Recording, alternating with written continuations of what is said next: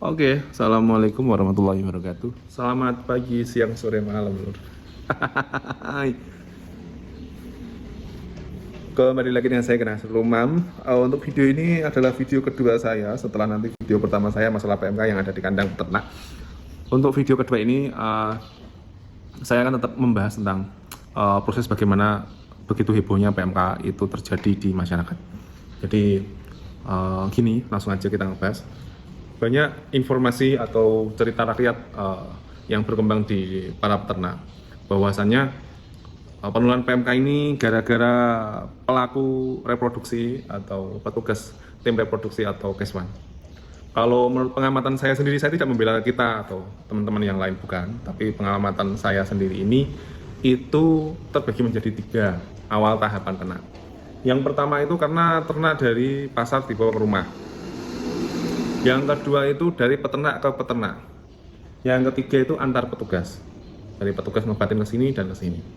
Nah, kita kupas dari awal dulu sebelum kalian mengambil judge yang petugas ini ya. Dari pasar. Ternak ini kenapa wabah PMK ini begitu heboh di Indonesia? Dari awal bulan Mei, Juni, Juli, artinya mau jalan 3 bulan ini itu begitu hebatnya penularannya di Indonesia itu karena gini. Karena dari bulan habis Lebaran Fitri, pasar tradisional itu sebelum Idul Adha atau 2 bulan menjelang Idul Adha, biasanya tingkat transaksinya mulai naik dan nanti akan mendekatin Apit atau 1 bulan sebelum Idul Adha, itu paling ramai biasanya gitu. Nah, dari situ akhirnya proses penularannya yang harusnya itu bisa lebih lama, jadi saya tekankan ya, lebih lama proses penyebarannya, akhirnya jadi semakin lebih cepat. Ada plus ada minusnya gitu. Minusnya apa? Minusnya itu akhirnya kita tidak bisa nge-cover semua masalah yang ada di lapangan. Kita puntang-panting. Selama hampir 3 bulan ini kita puntang-panting jelas untuk handle PMK.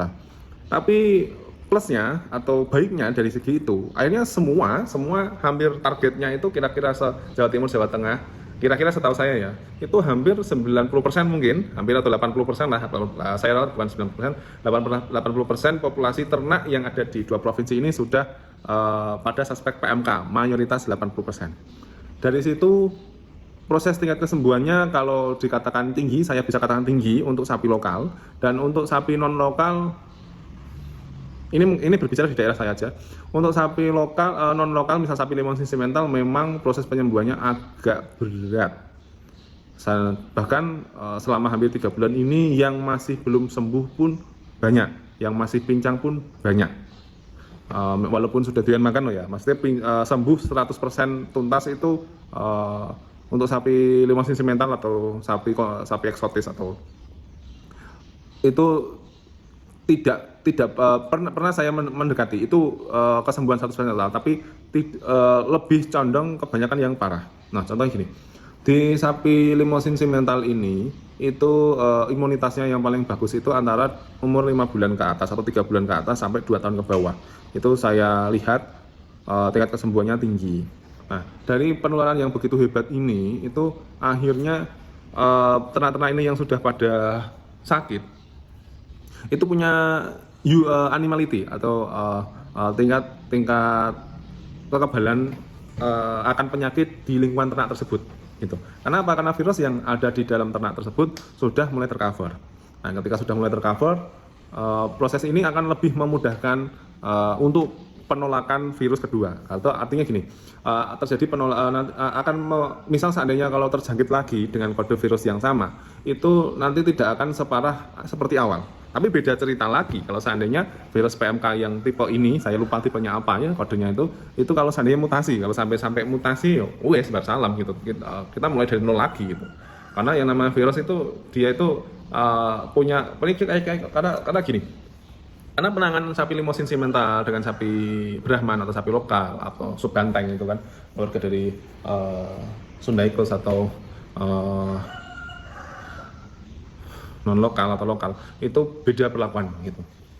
Saya mohon maaf kalau seandainya mukanya lagi capek karena hari ini pun juga video ini saya buat aslinya sebelum saya posting itu sudah lama saya buat, jadi lagi menyempatkan waktu saya untuk membuat video ini. Kalau teman-teman pada tanya kenapa saya baru buat video, karena sudah saya jelaskan di video part pertama, kalau saya masih banyak evaluasi perlakuan apa yang paling cocok, karena secara teori perlakuan A, B, C itu semua bisa dilakukan, tapi kecocokan setiap daerah dan setiap hewan itu beda-beda ternyata gitu. Terus itu dari pasar. Nah, untuk yang kedua, tingkat penularannya itu antara peternak ke peternak. Jadi gini, saya kemarin tuh di hampir 1,5 bulan yang lalu, saya sering menemukan antara peternak yang tidak percaya sama sekali dengan adanya PMK.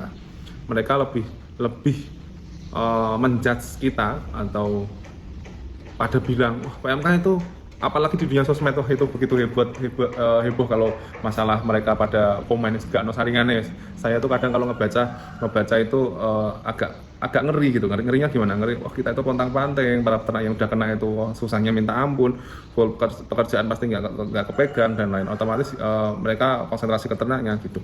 Nah, itu dari hal menyepelekan itu, mereka itu akhirnya antara peternak ke peternak ini, ketika ada satu zona hijau yang kedatangan sapi suspek PMK, dan mereka sudah bisa kasih tahu kalau ada ternak yang sakit jangan coba-coba untuk dijenguk, apalagi sapi baru.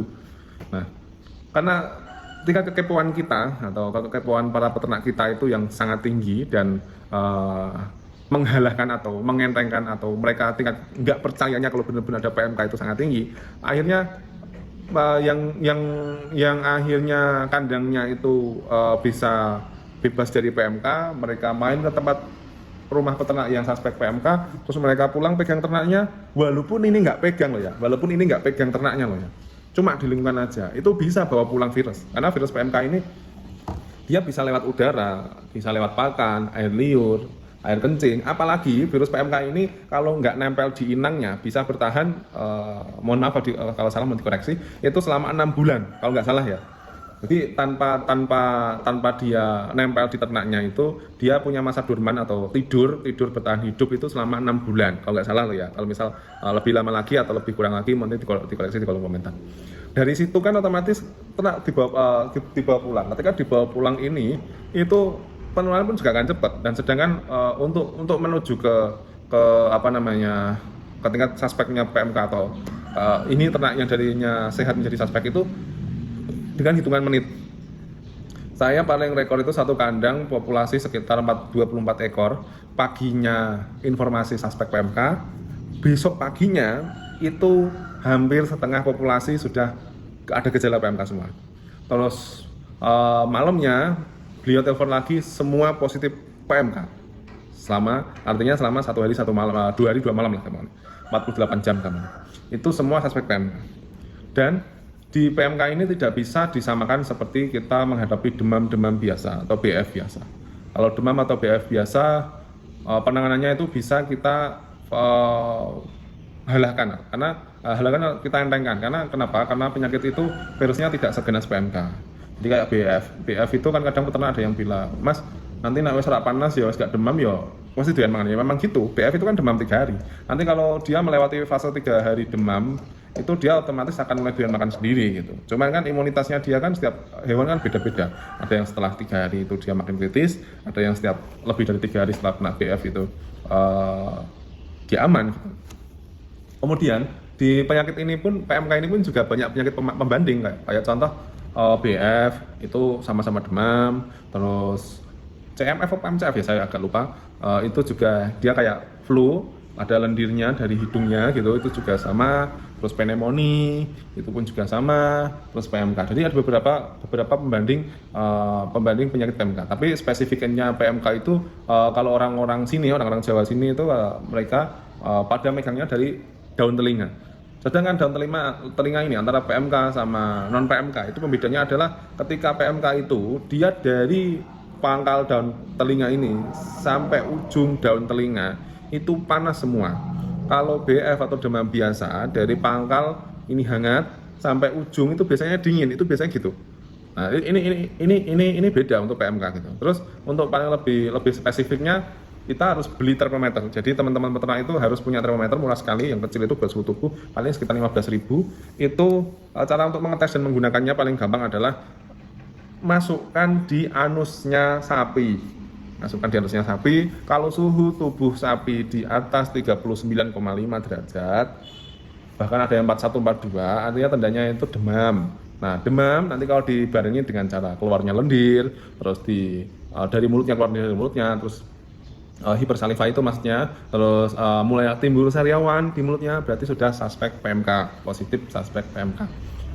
Kalau sudah seperti itu, bisa sharing sama petugas masing-masing. Kalau pengen buat penanganan pertama, berikan paracetamol atau pereda rasa nyeri, sesuaikan takaran dosis masing-masing. Kalau pengen tahu, cek video saya part pertama tadi. Nah, itu untuk antar peternak ya.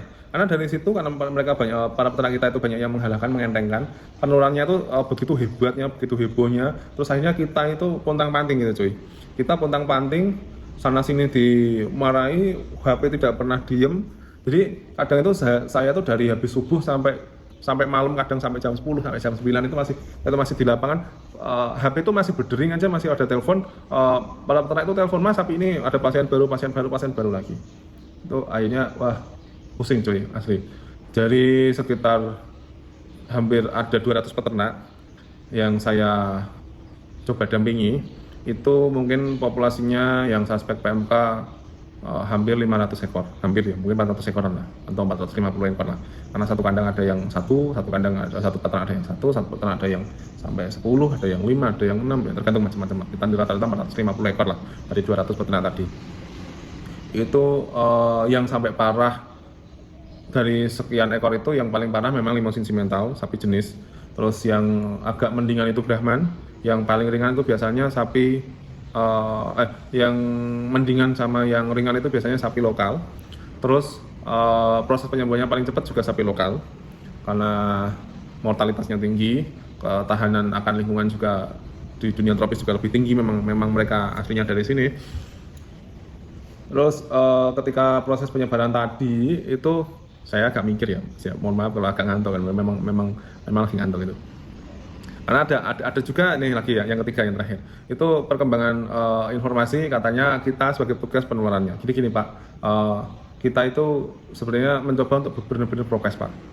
Virus itu walaupun kalian sudah membawa tutupi kayak gimana, yang namanya virus itu kalau kalian sendiri tidak bisa prokes, ya ampun Pak gitu.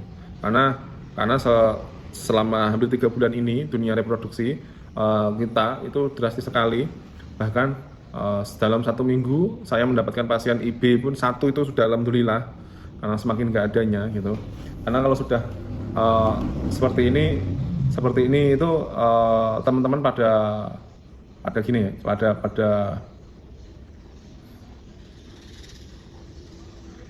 kita disalahkan masalah PMK itu. Yes. Oke, gitu aja.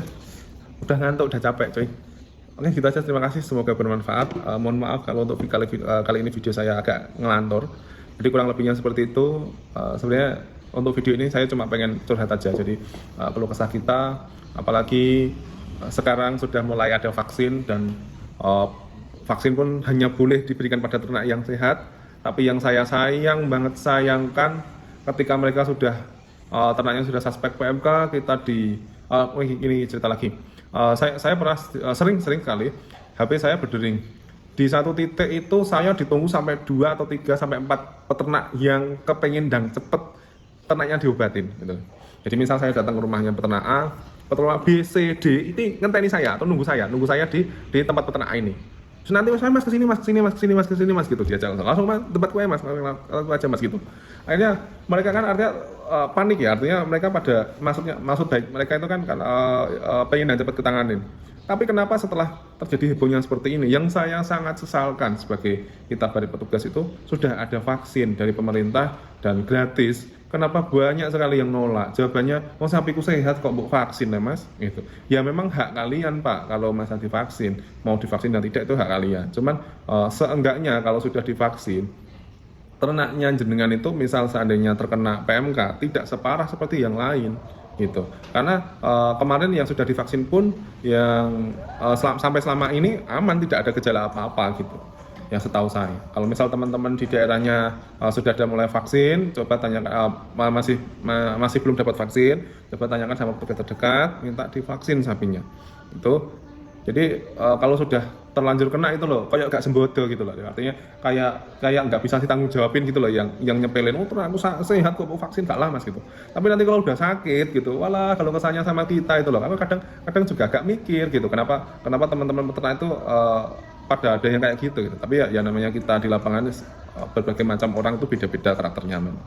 Oke gitu aja, terima kasih teman-teman, semoga bermanfaat. Kalau ada yang dimanfaatkan, saya mohon maaf kalau ada tutur kata saya yang agak menyinggung atau yang berlebihan. Terima kasih sudah menonton video saya ini, dan semangat di dunia peternakan. Kalau seandainya ternaknya sudah suspek PMK, kalau mau beli hewan monggo, tapi saya menyarankan untuk 2 tahun sampai 3 tahun ke depan, karena tingkat vaksinitas ini itu masih bertahap. Jadi saya menyarankan untuk beli sapi lokal atau sapi Brahman atau sapi putih dulu sebelum ambil limosin simental. Karena parahnya itu di limosin simental, yang agak ringan itu yang sapi lokal. Dan kalau seandainya mau belilah sapi yang sudah kevaksin. Tanya sama teman-teman di samping sekitarnya kalau ada yang kevaksin, daripada dijual ke pasar, mending kalian beli sendiri gak apa-apa. Karena kalau ternak sudah kevaksin, itu misal penularannya lebih enteng gitu. Dan jenengan lebih tahu track recordnya. Ketika ternak yang tidak tahu track recordnya, untuk menghadapinya pun juga beda. Oke gitu aja, terima kasih. Assalamualaikum warahmatullahi wabarakatuh. Sampai jumpa.